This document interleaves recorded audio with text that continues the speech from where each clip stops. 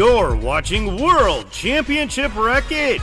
Professional wrestling history the way the fans remember. Brought to you by Rivet City Radio and the World Championship Wreckage YouTube channel. Please don't forget to like and subscribe. Today's episode. Whoa, whoa, whoa, whoa, whoa. It's season 2, baby. We're changing it up.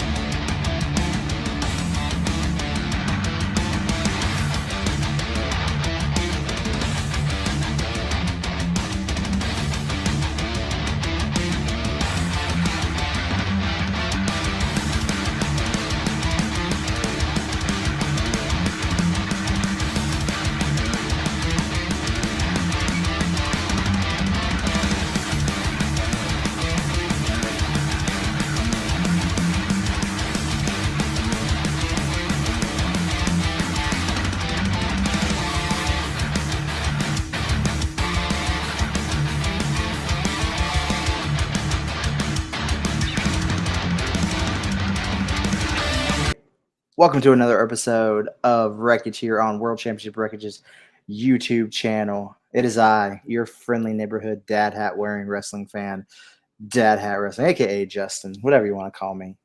I just throw something at me and I'll acknowledge it.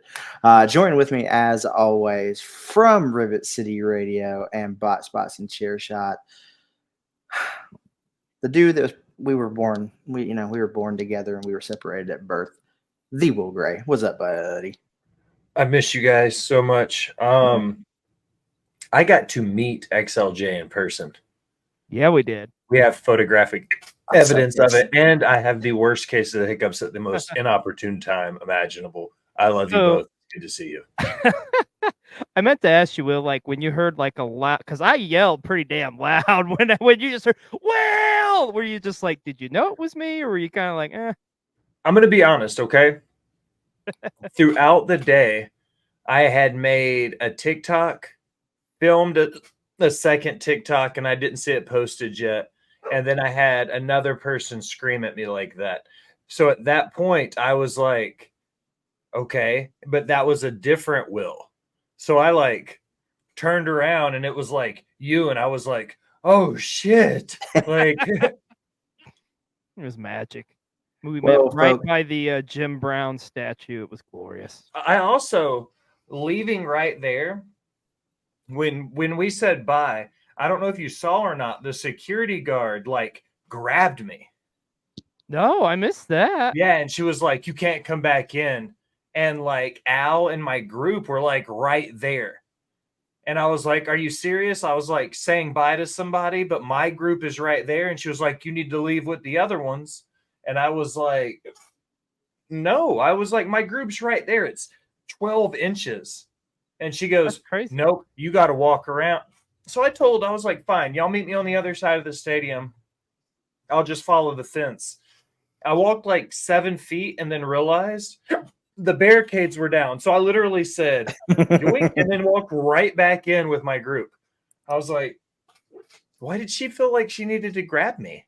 That's like, 2 pay-per-views. Like, whole ass grabbed me by the arms. It was like, no re-entry. No re-entry. You see the hiccups, man. That's terrible. But yeah. But yeah, that's two buildings you have been denied entrance to once you've left in this year. That's funny. Well, besides Will, we got my other buddy from Cole TV. You know him. You love him. XLJ the OG. Hey, buddy. Hey, buddy. How are you? I'm good. No, it's waiting for a hurricane to come through. I like the very DadHat Bluey shirt, by the way. Bluey's the shit, man. Bluey is the shit. Bluey I don't even have kids, and I love Bluey. I will watch it on my own.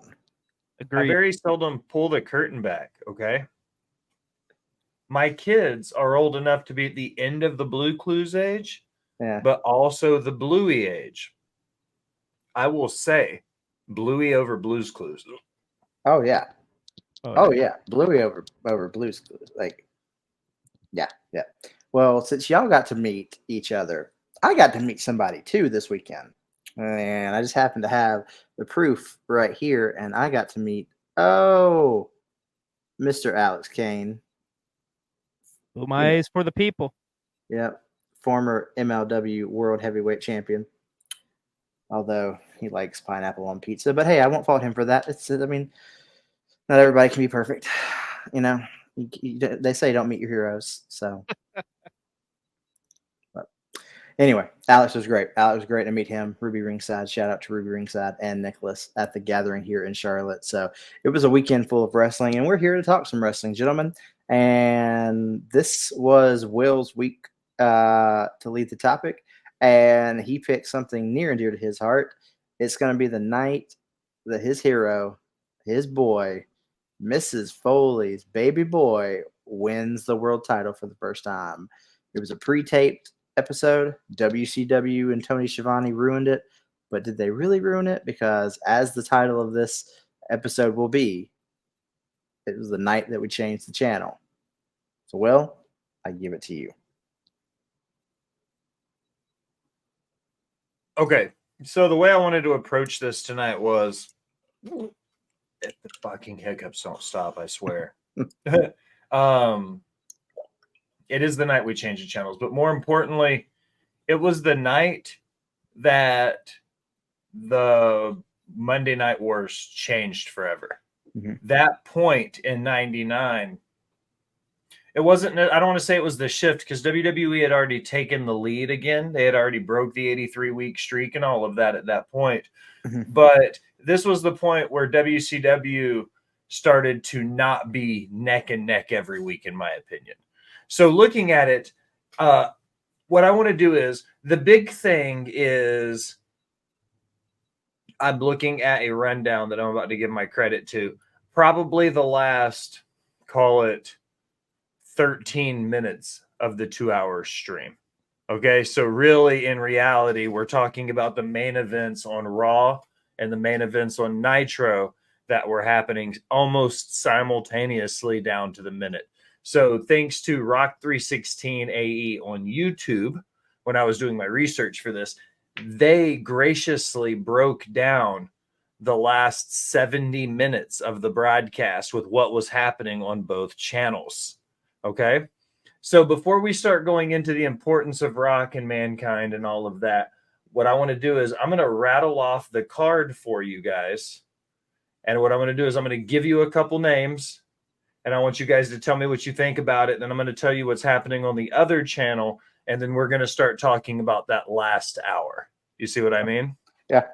Okay. So on Raw, Steve Blackman defeated Ken Shamrock in what I'm going to call the Attitude Era 5-minute banger. Because when I look back after watching these episodes and then seeing the times, I feel like that was the quintessential thing the WWE was best at, was giving us a lot of matches in a short amount of time that all looked good. And I feel like that's why a lot of people praise that mid-card of the Attitude Era, because they did so much with so little. So Steve Blackman defeated Ken Shamrock. Mark Henry defeated Goldust. The Godfather defeated Test, but that was a DQ. Triple H defeated Mankind with Shane McMahon as a special referee, and it kind of led into the stipulations for the end of it. Edge and D'Lo Brown, Kane, Pat Patterson, and Gerald Briscoe, the Road Dogg, and Al Snow for the hardcore title. It's like a who's who of mid-card wrestlers in WWF, with the build to that main event being the culmination of the whole story. Because when we get to the main event, you see a lot of the guys from earlier in the card come back out and participate in that main event. You've got the Corporation and you've got DX. And we've got a special guy who comes in at the end. DadHat made a TikTok about it earlier in the week. That was kind of a big deal. So let's start there, guys. The WWF side of the Monday Night War, the night Mrs. Foley's baby boy won the title. What did you guys think looking back at the kickoff Raw of 1999? Good Raw. It was a great Raw. Oh, yeah. Like, I mean, it started off like most Raws under the Vince McMahon era was, and there was, you know, a talking segment, you know, but Yeah, I mean, Attitude Era to me that Attitude Era had a stacked low card, mid card, and high card. No matter who they were putting on your screen, like you said, you're going to get a good match. And like I'd go back and rewatch any of those matches. To me, honestly, at this time frame for me, I had like I was pretty much done with WCW. Like, because the straw for me that broke the camel's back was what happened at Starrcade in '98. When Nash went over Goldberg and the whole like that bullshit schmoz. Because I wasn't a huge Goldberg fan, but to me at the time, Goldberg, other than the cruiserweights, of course, was the only thing really worth kind of like of interest on WCW television. This is the next night, though, right? Isn't this the night, or is the next night? Or is it the week after? He says it didn't happen. It wasn't too far removed. This is a week after. This is a week after. Week after. Okay, that makes about sense. Because Nash comes on Nitro the next night and plays the victim and says that's not how he wanted to win the title. He will give a rematch next week to Goldberg. Because Finger Poke of Doom hasn't happened yet, right? At this time frame, it's about to happen, but it hasn't happened yet. No. Okay. But to me, like, I was barely watching WCW at this time frame just because I just like the NWO had run its course. I mean, the whole like the shit with the black and white and the Wolfpack. I mean, I like the Wolfpack, but it was just like I was so tuned out of WCW. Honestly, it was not even like a option of what I was going to watch. I was full blown like on bandwagon with the WWF at this time frame. But like you say, man, it was a loaded show. It like like all those guys you mentioned was like, yeah, that is a typical great Attitude Era show in my opinion. Mm-hmm. Okay, so now what we're going to do is we're going to turn the channel and we're going to go to WCW because both of you brought up the fact that the Finger Poke of Doom hasn't happened yet on Nitro because I didn't realize it until now. It happened on January 4th, 1999. It happened the same night as Mick Foley winning the title. Yep. Oh, so it was the same night. It was the exact same night. Oh, because see, I didn't realize. I knew they were close. I didn't realize it was the same night until about a week ago. And when I started putting this together, I was like, that's genius because the Shivani plug at the end, like he actually plugs it about a third of the halfway through the episode. He says it because Shivani's second Foley title win mention happened at about 10 after 10 going into that last hour of Nitro into Raw. I was watching it trying to get the little one to go to bed, and like he says it, you're not even seeing them on camera. It's panning over the crowd. If you're not paying attention, you're going to miss what he says. Yeah. So on the WCW side, we are going into me and DadHat haven't had the episode yet, but the dreaded Kevin Nash booking era and booking error. Oh, I just keep waiting for you to choose that because I'm like, so we're talking about the Finger Poke of Doom. We're talking about ending Goldberg's streak. We're talking about taking Ray's mask off. Like some of the less than savory side of WCW, one Kevin Nash was holding the pencil for. And this is one of those things. And at the time, WCW and Tony Schiavone and Eric Bischoff all thought this was going to be the hot ticket to make everybody go, oh, shit. Because they thought we're going to spoil it. We're going to let them know they're putting the belt on a mid-card guy. Don't change the channel because we have the two biggest names in wrestling happening for our main event, right? Mm-hmm. That's how they're building it. The undercard for that show, Hugh Morris and Jimmy Hart defeat Glacier. Just a battle of the masses there. Booker T defeats Emery Hale in a 1-minute squash match. Chavo Guerrero defeats Norman Smiley in a 4-minute, like, pretty solid, like, that was a good match. Wrestling match. Okay. Chris B defeats Horace in a 4-minute match. Saturn is disqualified against Chris Jericho. Then there's the Texas Tornado match with Kidman and Mysterio versus Juventud and Psychosis. That was actually Conan gets disqualified by Scott Steiner. Bam Bam Bigelow and Wrath and Diamond Dallas Page and Brian Adams. Gentlemen, hearing both cards, thinking about it, having a chance to look back on it, watching the Raw episode, what do you guys think about that WCW roster put against parallel that Raw to Nitro side by side now? Looking back on it, let's see, how many years later is this now at this point? 25? Yeah. God, we're old. Yeah, we're getting. Yeah, we are. I understand why at this point, like I hadn't fully turned the channel, but I was clicking back and forth at this point. Like when you mentioned some of those names, like nothing against Glacier, but it wasn't like, I mean, it didn't have the run that it wanted to do because the NWO was like, look, reality in pro wrestling took the stronghold. And here we are in 1999, 3 years after that, and we're still doing the Glacier thing that is played out. But yeah, I can tell why I was like flipping back and forth at this point. Well, I will say this, and Will, you put out a great video today talking about, the differences between WWE and AEW. And you could kind of say the same at this time frame too. Granted, they're like competing for the same audience, but it's two completely different products at this point, as far as I'm concerned. I mean, the WWE, what they were putting out was very quick, to the point, very eye-catching, appealing, whatnot. Whereas what WCW is putting out, I mean, do they have the talent? Yeah, there's some guys there that's talented, but I mean, like it just, I don't know, it's not clicking. Let's put it that way. I say this about what AEW does today, and I don't want to spend too much time harping on it, but it's very topical because of this episode of Raw specifically.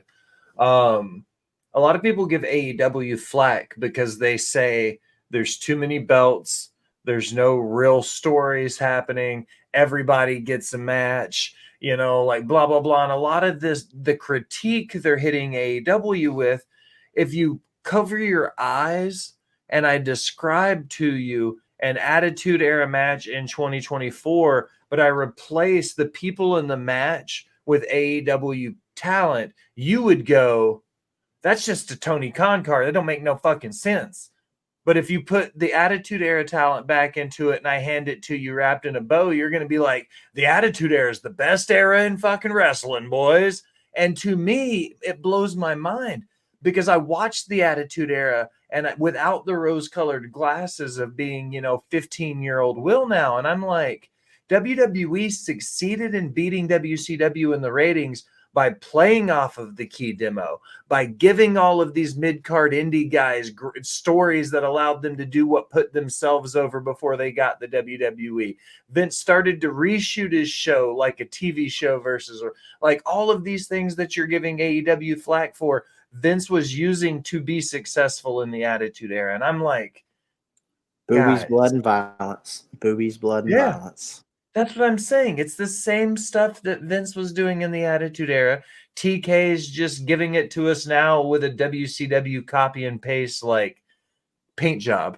And I mean, I'm an AEW guy. I like AEW. I'm full on it. Gonna admit that now in public. It's like a bad drug addiction, but I enjoy AEW television, boys. I don't know why, but I do. And to me, can't look away.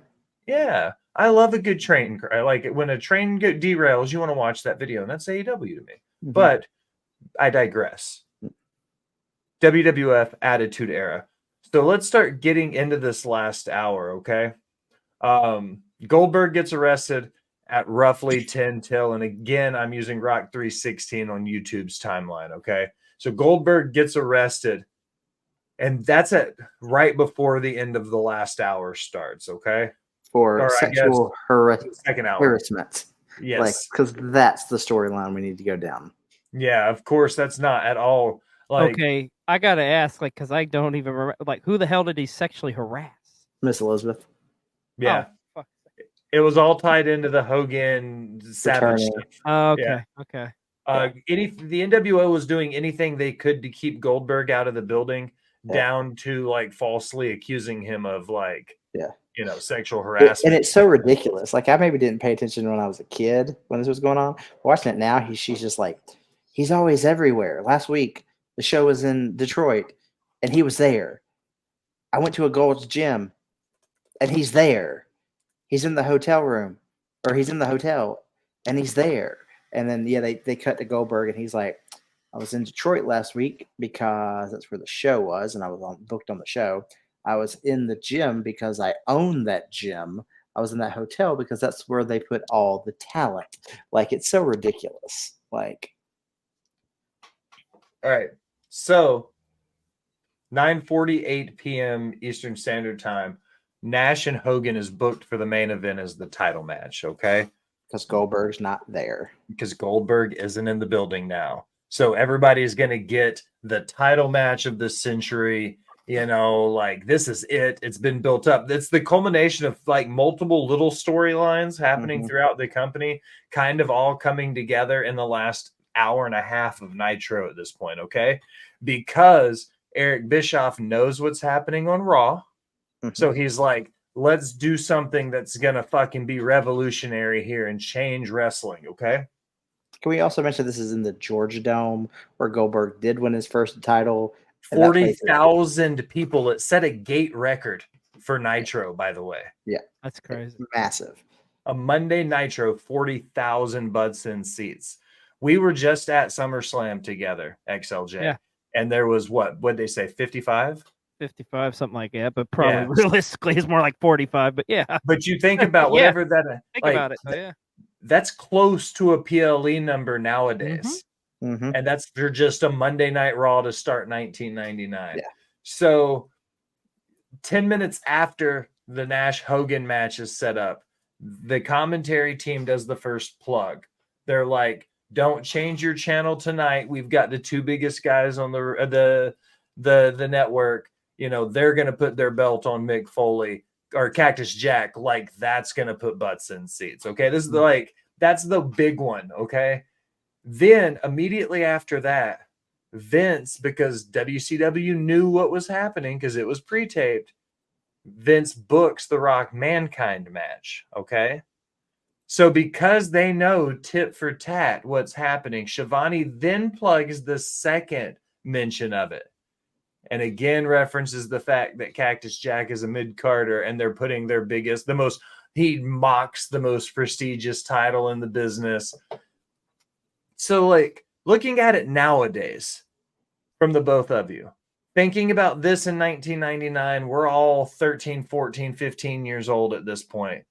How do you think the IWC in 2024 would react if the commentary from the two biggest companies were acting this way on live TV? Because I've got a tidbit for you after this. So what do you guys think? How do you think the IWC would react? I'll let XLJ go first since he does do if the IWC was around in the 80s and the 90s. I think their heads would explode. I mean, Jesus, they would just. I don't know where it would stop or start and end. For God's sakes, like it was just. They always bring them up. They have to bring them up. Why? It would just be. It would be your fucking like your your feed or whatever the hell you call it, that your recommended videos or whatever, that would be nothing but that, like, for fucking 2 straight days or something. Like, it'd be nuts. I can't even fathom, really, honestly. Yeah, it would just be people losing their absolute minds, and it would be the whole like they can't do anything. Like, no one will stay in their lane. They just have to bash each other back and forth. Like, it's just, but it's just noise. It's all noise. Now let me ask you guys a question as a fan. Okay, so let's say your rival company is doing a pre-tape, and the dirt sheets have leaked the results. Do you do the left-handed thing? Are you a promoter? You're sitting there with Eric Bischoff's chair. You've got the pencil in your hand. Do you leak the results to be that snide person? Do you do it in Eric Bischoff's position? Because a lot of people go, Vince wouldn't have done that in the 90s. Yeah, blah, blah. Tony Khan, blah, blah, blah. If Twitter was around then, blah, blah, blah. Let's just ask the question, boys. If y'all were there in the 90s in this position, would you guys have done the same stuff to try to keep people on your channel? Would you try to bury Mick Foley on your commentary? It's a great question. I Yeah. mean, I feel like for me, I would be putting the focus more so on like this monumental matchup with like Kevin Nash and Hulk Hogan. And it's like you said earlier, Will. I mean, if you think about it from a storyline perspective, I mean, the whole black and white versus the Wolfpack thing had been going on for shit over a year, really. And And this would if be the first time in 3 years that Nash and Hogan have ever locked. This was supposed to yeah, be the match, like the build up to it. Mhm. why wouldn't you focus on that and then like and it's one thing to mention it once, but to mention it twice, like what the fuck?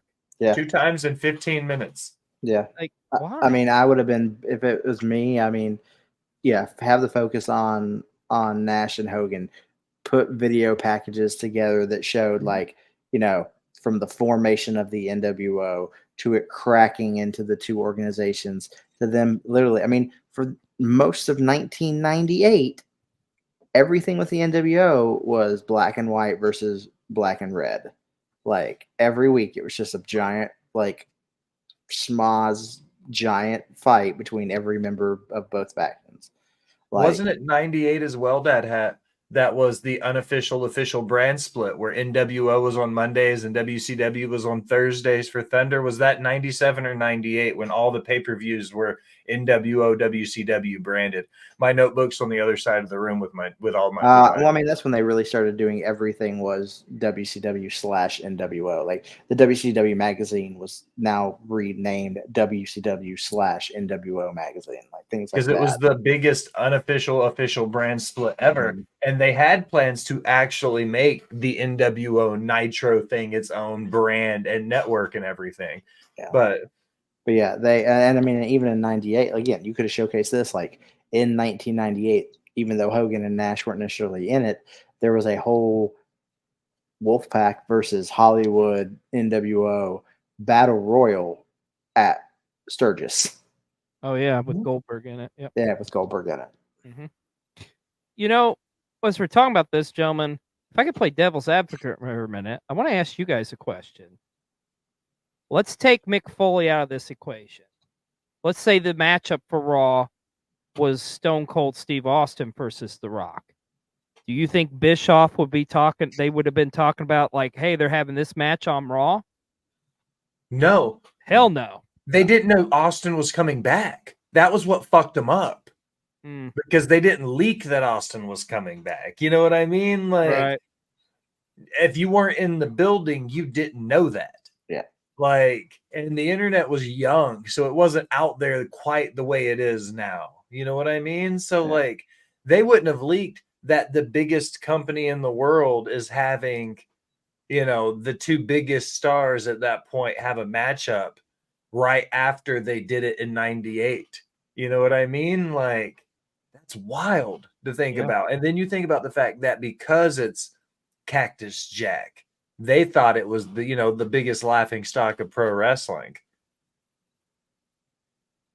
That's crazy. So I don't think if it was Rock Austin on a Raw, there's no chance they mention that it's happening because they know that that's one of the only matchups they could have that would counter Hogan Nash at that point. Yeah. I also think that if it was Rock Austin on Raw and not Foley Rock, the finger poke of doom wouldn't have happened. They would have came up with something that would have been much more revolutionary for what they were doing. Yeah, that's a good point. So we get to the main event, okay? So right before the match starts, 10:50-ish p.m., we get the vignette where Goldberg is released from the Atlanta PD, and he's on his way back to the arena. And this is that catalyst kickoff point for the NWO Goldberg that runs for the next year. You know what I mean? Year and a half. Like, this is that point. Well, until he punches a limousine window. Yeah. We're not there yet, DadHat. Keep kayfabe, bro. We're talking about January 4th, 1999, man. So Goldberg gets released. When we start the entrances, okay? The entrances for WCW roughly from 10:55 to 10:58. Mind you, Jerry Lawler had a chance to go in and do post-edit commentary later, and he also made comments about it after the fact, that he referenced the fact that the terrible main event on the other channel isn't even going to start until there's only 3 minutes left. So that was his kind of kickback and post-edit to what they did in live. You see what I mean? So I was like, touche, because I don't ever remember that call, but looking back on it, I'm like, that's a very Jerry Lawler thing to do. Would to be like, you know, these guys got the biggest match of the century and they're giving their boys 3 minutes to work it. And I was like, that's a snide comment from a worker right there. You know what I mean? Like, he knew some shiesty shit was happening and he put it in post-production as a little bit of a jab. So Hogan with Steiner, Nash with Hall, they get their entrances. On the other side, a little bit before, because they gave The Rock and Austin 10 minutes in the 5-minute overrun, they gave them almost 15 full minutes for their segment. So Mankind comes out with DX. You've got Austin and Rock, or you've got Rock coming out with the corporation with the entrance with Corporate Rock. At this point, everybody knows that if Mankind doesn't win, he's out of the picture. You know what I mean? He can't, no more title shots, nothing. Mankind goes back to the fucking boiler room. He's relinquished back. This is Mrs. Foley's baby's boy's only chance, right? Flip the channel. Finger poke of doom. All right. Because before we get to the Foley match and everything that happens, I want to go through this real quick. Okay. They give these guys 3 minutes. They get in. It happens. Boom. Pin. Hogan wins the belt. What did you guys think about this, both as kids and also now thinking about it as wrestling fans now? I was like, what just happened? Like, why did it happen? Yeah, why? Like, it to me, it just didn't make sense at the moment. Like, it just, I don't know. And it was such a weird kind of grouping to show up. Like, yes, Big Papa Pump was in NWO Hollywood and everything, but I was like, why is he, like, to me, it's just, it moved him closer into like that really like main event level. Like, I think that the only person that it benefited was Scott Steiner, but it was just confusing.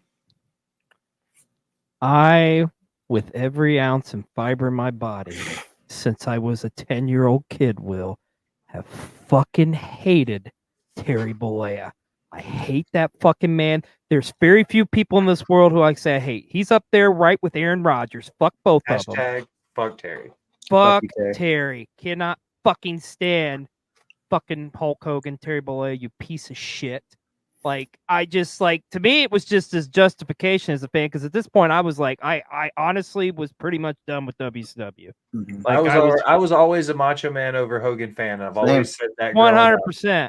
100%, man. Like, absolutely. I tell you what, I loved the shit out of WCW in the early 90s, but when Hogan showed up, I was like, well, fuck, I guess I'm out. Because seriously, I was just like, 8-year-old XOG's like, fuck this guy. Fuck this shit. I saw this shit when I was growing up. I don't want to see this shit again. And somehow it was even fucking lamer. In a smaller ring where you can't move as much. But seriously, I was the type of like, get me fucking Cactus Jack as the champion. I love Cactus Jack and Sting in their rivalry they had back in the 90s. Give me that over this shit. Come on, man. Are you kidding me? So for me, I felt like, okay, it's validation. Like, I definitely chose to jump ship to the right team. That's the way I looked at it for when this happened. It's crazy to think though. I didn't put like we said earlier, I didn't put one and one together. Like, holy shit, this was on the same fucking night as Foley winning the title. It's crazy. So this has been my theme for the whole night, is because because it's fresh in my mind as well. Again, boys, how does the IWC react to the finger poke of doom in 2024? How do you think you wake up on TikTok on a Tuesday morning after this happens? Like, what happens when you see like Kenny Omega take the bump for Matt Jackson? You know what I mean? Like, how do you think the IWC reacts? Like, what happens here? Of course you get the haters. Of course you get the haters. Like, what was that? Like come up with something. I mean, but you're gonna get the people like, oh, just let them cook, just like, give it a chance. Like they but there's know where no they're in going. between. Yeah, It's like, either there's the nothing- best thing in pro wrestling or the worst, right? Yeah. Yeah, I 100% agree with that analogy, DadHat. I think it would be one of those things where like there would be the diehards. You can literally do anything, and they're still going to defend it to like. Whereas I think we love AEW. I love watching AEW myself. Hell, I'll admit AEW is one of the things that kind of got me back into pro wrestling about 5, 6, 7 years ago. However fucking long it's been. Anyways, but yeah, there's just some times though where it's just like, what the fuck are we doing here? Mhm. And that would definitely, to me, be one of the moments of like, what the fuck are we doing here? Like, I mean, you're a chef. I mean, it would be like fucking you lift off the goddamn like the what's the term for the plate with the like got the thing over top of it or whatever. When you go it's to a cloche. yeah, you take that fucking thing off and there's like you're expecting like a fancy ass steak or whatever, and it's like a fucking half eaten like McDonald's burger or something. I mean, it's just How shit. do you want McDonald's? Why you gotta stop? Why you got tease? As soon as we get off the air, I'm making taquitos, and I'm so excited for I it. thought you were about to say you were gonna go get Whataburger, and I was gonna be like, "Fuck you." No, I'm not going to get Whataburger. That's a drive, and I say that, but for an introvert, a 10-minute drive is still a drive, especially at 10 o'clock at night. Oh shit. Okay, Sorry, just talking about Terry Bollea, like I cannot formulate words. I'm sorry, guys. no, fuck Terry. I'm on board Fuck with that. So we see at the Finger Poke of Doom, everybody agreed, even 14, 15, 13, 14, 15-year-old Justin Will and XLJ were like, fuck this. Yeah. Why? Mm. Okay. Now we're going to go back. Pre-taped. But, okay. So we get the entrances. We've got Mankind versus Corporate Rock, which is arguably my least favorite version of The Rock up to this point. Okay. I just wasn't a fan of it. And he was always kind of heel Rocky, but when he went full-blown Corporate Rock, black gear, blacks, like the trainers, like I don't give a shit, like Breakaway corporation pants. the corporate elbow, like no, fuck that guy. You know what I mean? Not a big fan. My least favorite version of The Rock. So I fucking loved it. Is my least favorite. So during the match, like though, The Rock does Rock things and Mankind does Mankind things. Mankind sells like you wouldn't believe. He lets The Rock do all of his stuff. He hits it. It looks great. The Mankind kicks out of both the rock bottom and the corporate elbow in this match. And up until that point, both of those moves had been fairly protected, let alone somebody kicking out of both, not named Steve Austin. Uh-huh. Then, Ken Shamrock gets involved for the corporation. Billy Gunn gets involved from DX to protect him. All hell starts to break loose. Before you get to what's about to come, and I'm never gonna praise this man too much because he's kind of on my list. I mean, great part of pro wrestling history, but personal side, fuck you as well. But can we talk about Kane for a second? How he's literally just like, why am I here? Yeah. Like he just so he's after just the standing Ken there. Shamrock spot, he attacks Mankind. Billy Gunn attacks Ken Shamrock, and then the corporation attacks DX. Mhm. While shit is breaking down, Mayor Glenn Jacobs literally stands there like a pissed off bodyguard at a strip club. Like Leaned against the 90% of barricade. this match, he's just standing there like, I Like, don't why am get I here? paid enough for this shit. Yeah, like it's so funny. All right, so we get through the shit starts to unfold. This is where it starts to get funky because what happens is The Rock hits the DDT on Mankind, and it looks like the match is over because he hits it on the chair, and then it happens. And DadHat, you said it the other day, and XLJ, I'm curious about your take. Is not pay-per-view, okay? We'll just say live TV. Is this the biggest pop in Monday Night Raw history when the glass shatters and Stone Cold comes out to even the score because the corporation starts to take over DX and Mankind? Is this the single biggest pop in Raw history? There's one that challenges it, and that would be Triple H coming back at the Garden from his quad injury. Wasn't Well, that at the Rumble though? No, he came I'm back just talking onto about a when he came. Raw Yeah, Oh, okay, yeah, at and yeah. that Madison Square was Garden. that's a fair assessment. But the one thing we got to take into consideration here is the element of surprise, because you kind of was hoping Austin was coming back, kind of similar to what we got to witness at SummerSlam, Will, where we're expecting Roman to return, and when he did, it was like, See, I still can't put it up there. Like, yes, you guys were in there, but from the well, TV and standpoint, the crowd is. It's like almost like the crowd has a delay, like with well, Roman. well, like I said, and I'm to answer your question though, Will. Yes, absolutely. It is not only that, it's one of the biggest pops in pro wrestling history, as far as I'm concerned. Like, you talk about Road Warrior pop, like that almost transcends a Road Warrior pop. Like you don't get much louder than that when Austin comes out on that Raw, The man. crowd is like an ocean. It's like it's flowing. Like it's The way I describe it is when you watch the video playback of this match, you hear the glass shatter, and it's so loud that the microphone distorts, and it almost sounds like there's no sound at all for a second because it crashes.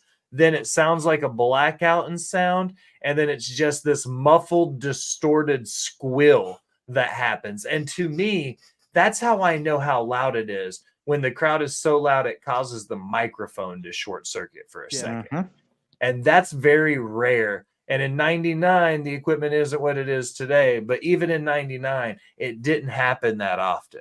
You know what I mean? But for this to be so loud, it was glass shatter, dead silence, crowd erupt. And that's how loud they were, is that they distorted In the unison. mics. Yeah. It's like, and it's like watching everybody. Like everybody jumps up to their feet at the same time. It's like, whoosh.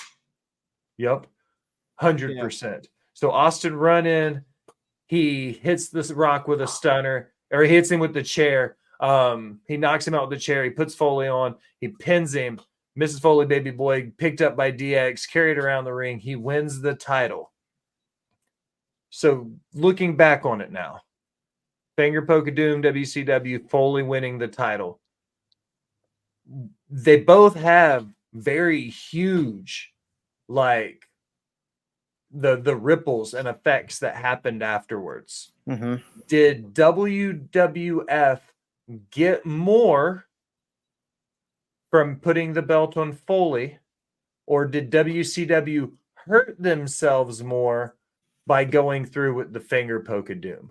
Which like, you see what I'm saying here? It's not a which was better. It's like, did WCW do more damage than good, or did WWF, like, was putting the belt, I guess what I'm saying was putting the belt on Foley the right call for them, and did WCW make the wrong call by spilling the beans and doing the Finger Poke of Doom? I think they gave too much to WWF, is what I would say. They gave away too much. I think in comparison to Doom, I mean, it's something we still talked about to this day with the Finger Poke of Doom, right? It's one of the biggest blunders in pro wrestling history. Is it the biggest blunder that WCW ever did? Maybe. It's definitely up there. But the fact of the matter, when we're talking about in comparison to what it did on the other side of things with the WWF and putting Foley, that title on Foley, what you did there was, okay, we've got some guys here that are main event guys. And that night, it made Mick Foley a megastar. And Mick Foley is one of the most beloved wrestlers in all pro wrestling history. And for him to get this moment, it was so truly deserving. I mean, I can't think of another guy really who deserved it more than him, especially at that time frame, because this is something we didn't think we would really get to see. And you think about it, Will, like think of that roster of all those guys, those main event top guys, and like Mick Foley, they put the belt on him. It's like, holy shit, that is validation right there, man. Rock, Austin, Undertaker, Michaels, Triple H, Undertaker, Kane. Like, you look at everybody that was there, and then they decided, okay, this is the point. You know, we're going to put it on Mason the Mutilator, Cactus Jack.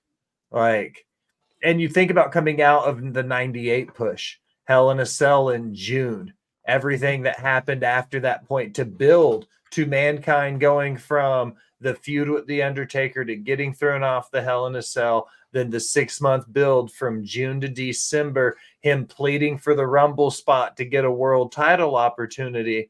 And then once over, he ends up winning the title the same night in a fluke because of a few chance things fall in the right order. Like, this was that point. Nobody turned the channel back after this. Historically speaking, between 99 and 01, when they closed the doors, WCW did nothing but trend down after this. WWF was picking up all the extra viewers. We're about to hit the Rock and Sock Connection stuff with This Is Your Life and 16.2 million people watching one segment on Raw. Yeah. This was that moment when everything changed.